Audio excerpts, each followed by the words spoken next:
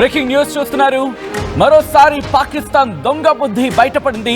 హఫీజ్ సయ్యద్ కు రక్షణ కల్పిస్తోంది పాకిస్తాన్ అంటూ ఇన్నాళ్ళు మాట్లాడుకున్నాం కాదు, ఇప్పుడు క్లారిటీ వస్తోంది. మరి ముఖ్యంగా దీన్ని క్లారిటీ ఇస్తోంది ఎవరో తెలుసా? స్వయానా పాకిస్తాన్ లో తలదాచుకుంటున్న హఫీజ్ సయ్యద్ కొడుకు ఈ అంశానికి సంబంధించి మాట్లాడాడు.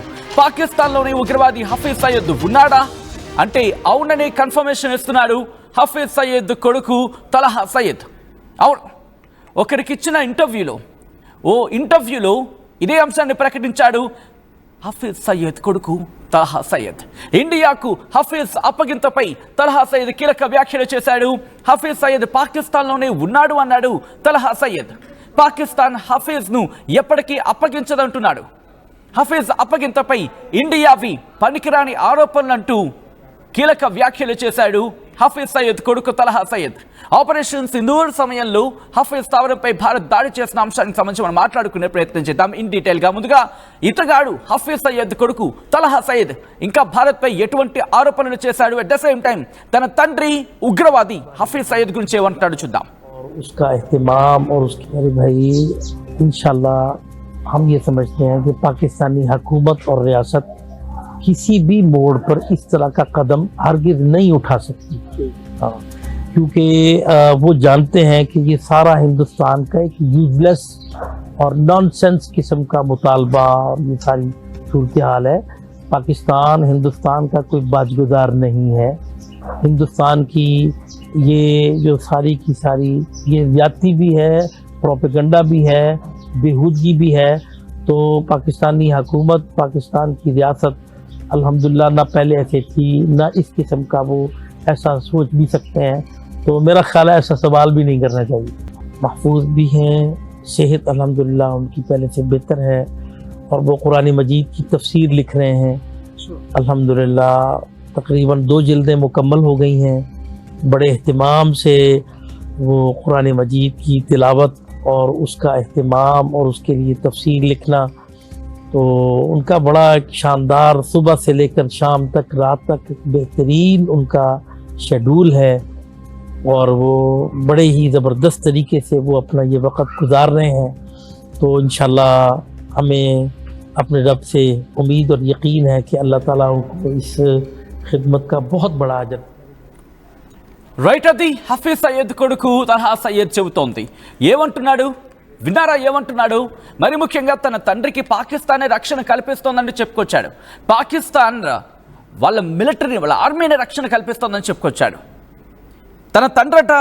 తన తండ్రికి సంబంధించి ఆ ఉగ్రవాదికి సంబంధించి భారత్ ఆరోపణలట, భారత్ నిరాధార ఆరోపణలు అంటున్నాడు ఈ దుర్మార్గుడు.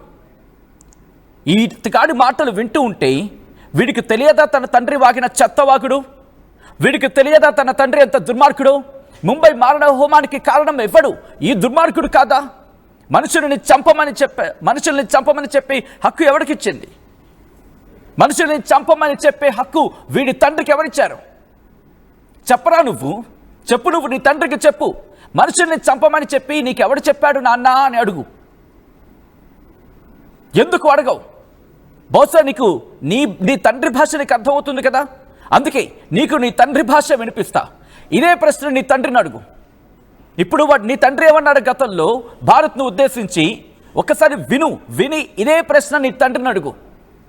నీ తండ్రి నిజాయితీపరుడు, నీ తండ్రి మంచోడు అని చెప్పి డబ్బా కొట్టుకుంటున్నావు కదా. ఓ ఇనప డబ్బా తీసుకొని దబ్ దబ్ దబ్ దబ్ దబ్ దబ్ బాతున్నావు కదా నీ దేశంలో కూర్చొని. ఒకసారి విను నీ తండ్రి గతంలో ఏమన్నాడు. ఇదే ప్రశ్న నీ తండ్రిని అడుగు. నీ తండ్రి సమాధానం అప్పుడు చెప్పు. ఒకసారి నీ తండ్రి ఏమన్నాడు విను. और मैं चुप नहीं रहूंगा, तेरी जुबान इंशाल्लाह हम खींच के रहेंगे. अगर तू पानी बंद करेगा इंशाल्लाह हम तेरी सांस बंद करेंगे, इन दरियाओं में फिर खून बहेगा. और मैं चुप नहीं रहूंगा, तेरी जुबान इंशाल्लाह हम खींच के रहेंगे. अगर तू पानी बंद करेगा इंशाल्लाह हम तेरी सांस बंद करेंगे, इन दरियाओं में फिर खून बहेगा. और मैं चुप नहीं रहूंगा. पानी बंद करेगा तो सांस बंद करेंगे तुम लोग. किसका पानी है पूछो तेरे पिता से. तो रात में हद में आके मेरा बात रुक गया था, नहीं तो जो बात तेरा पिता ने बोला था ना, उसी भाषा में मैं समझाने वाला था तुझे। दम है तो भारत में सीधे लड़ने के लिए हिम्मत करो, कम से कम किसमें आगे बढ़ने में, ముందుకు వెళ్ళడంలో భారత్తో పోటీ పడండి, నీ వాళ్ళకి తిండి పెట్టడంలో భారత్తో పోటీ పడండి. ఉగ్రవాదాన్ని పెంచి పోషిస్తారా దుర్మార్గులారా? నీ తండ్రి ఉగ్రవాది అని చెప్పి భారతే కాదు కదా, ఐక్యరాజ్య సమితి కూడా ప్రస్తావించింది కదా. మర్చిపోయావా? భారత్ మీద మీరు పాల్పడుతున్న దుర్మార్గాలకు తెలీదా? ముంబై ఉగ్రదాడికి సంబంధించి వెళ్ళి అదుగో నీ తండ్రిని అడుగు, ఇదే ప్రశ్న అడుగు. నీ తండ్రి చెప్పే సమాధానం ఉంటుంది కదా.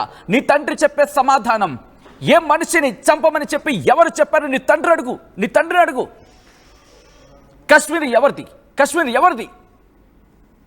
కాశ్మీర్ వరకు ఎందుకురా? కాశ్మీర్ వరకు ఎందుకు మీకు? మీ ప్రజలని మీరు ఈరోజు కనీసం మెతుకులు పెట్టగలుగుతున్నారా? కనీసం గోధుమ పిండి ఇవ్వగలుగుతున్నారా? ఎంత ఉందిరా కేజీ?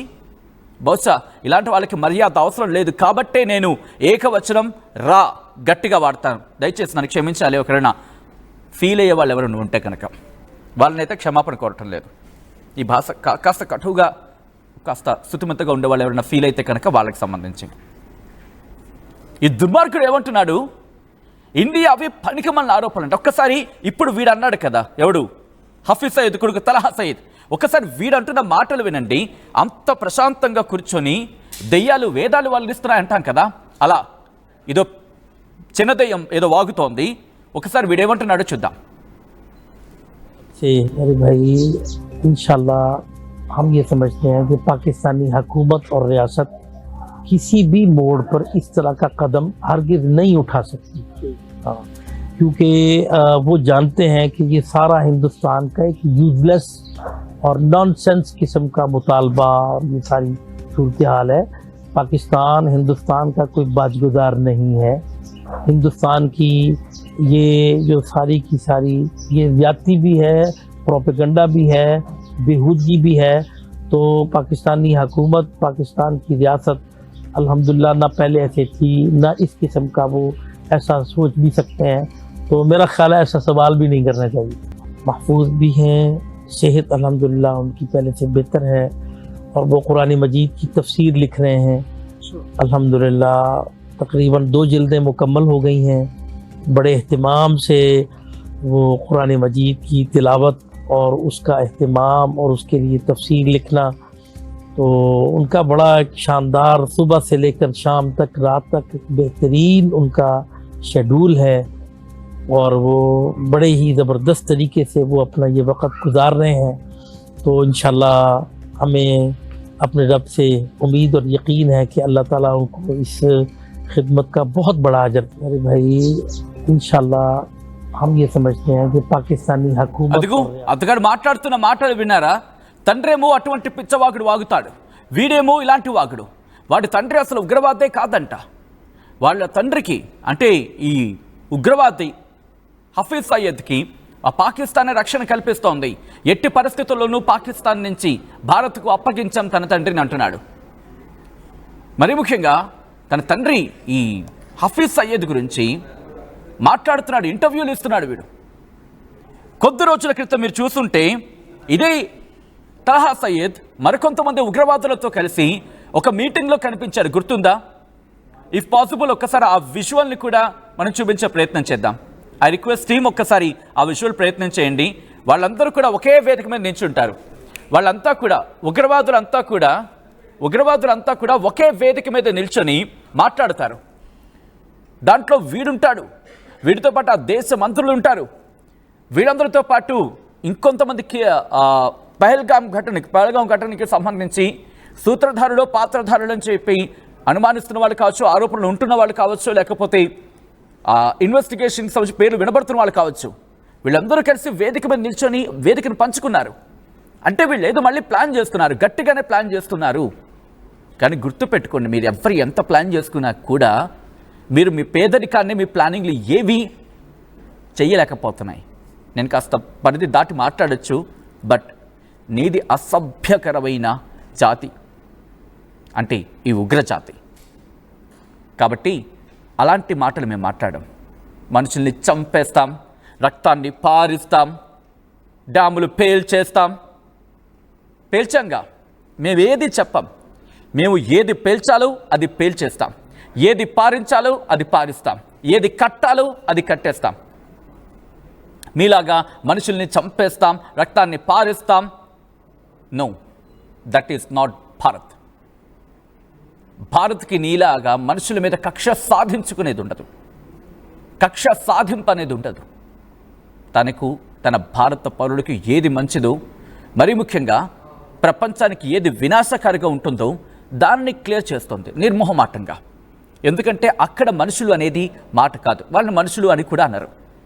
ఈ తలహా సయ్యద్కి బహుశా చిన్నప్పుడు నేర్పించలేదనుకుంటా. వీడికి ABCDలు కూడా సరిగ్గా నేర్పించలేదు. ఏం నేర్పిస్తాడు?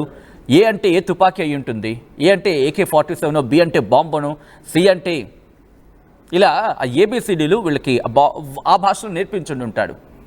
ఎవడు? ఈ తలహా సయ్యద్ గాడికి ఆ ఉగ్రవాది. అలాంటప్పుడు ఇంకేం మాట్లాడతాడు? ఒక్కసారి అదిగో తలహా సయ్యద్, ఒక్కసారి చూడు, మీ నాన్న నీ తండ్రి ఉగ్రవాద స్థావరాన్ని భారత్ పేల్చేసిన తర్వాత నీ కుటుంబంలో 10 మంది చచ్చారని చెప్పి నీ తండ్రి చెప్పిన మాటలు గుర్తున్నాయా నీకు? ఒకసారి విజువల్ చూడు. భారత్ ఎంత ప్రిసైజ్డ్గా స్ట్రైక్ చేసింది, భారత్ ఎంత ప్రిసైజ్డ్గా టార్గెట్ చేసింది. అటువంటి భారత్ మీద ఆరోపిస్తావా? నీకు దమ్ముంటే నీ తండ్రిని గల్లా పట్టుకుని అడుగు. ఎందుకు నా దేశాన్ని అంటే నీ పాకిస్తాన్ని నువ్వు బాగు చేయలేకపోయావు? పోనీ నువ్వు అంటున్నావు కదా ఏదో స్వాతంత్ర సమర యోధుడు అనే స్టైల్లో అనే టైప్లో నీ తండ్రిని నువ్వు మాట్లాడుతున్నావు కదా.